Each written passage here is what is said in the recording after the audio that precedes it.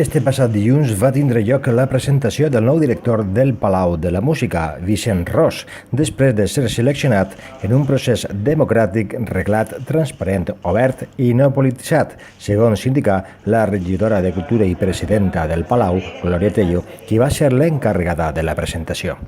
El projecte de Ros es titula Un Palau Obert, en el que, segons el nou director, s'obri la porta de l'auditori a tot tipus de persones i tendències musicals. El títol del meu projecte es diu Un Palau Obert.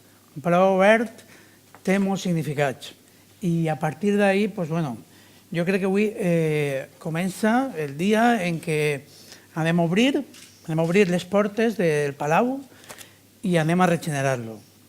Primer, que entre aire nou, que entre aire fresc, que entre una altra forma de fer cultura.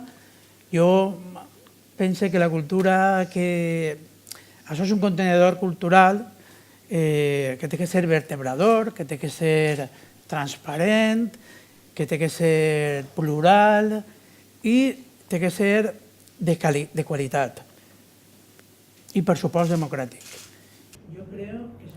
El nou director declarà que entre els seus objectius principals es troba mantindre el públic que ja tenen, però també ampliar-lo.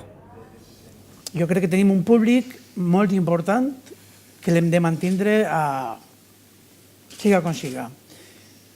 Però, evidentment, nous temps i tenim l'obligació de comptar en un nou públic.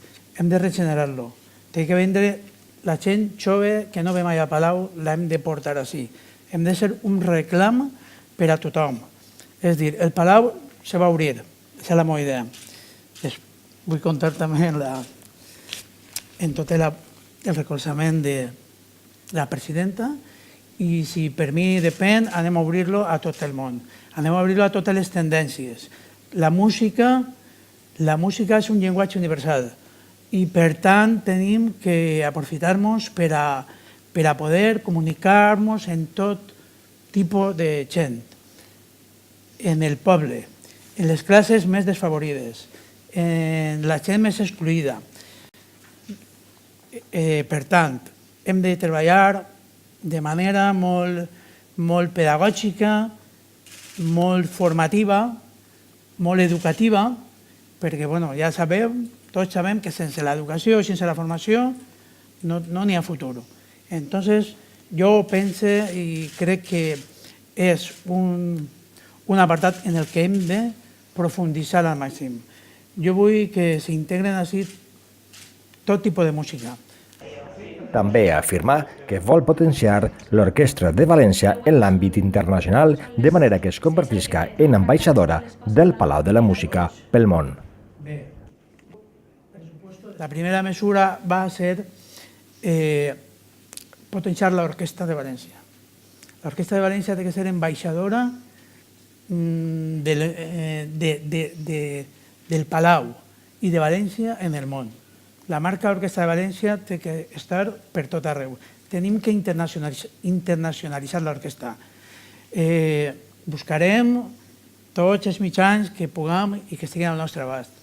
Però l'orquestra necessita, primera, tindre un manual de funcions que no té.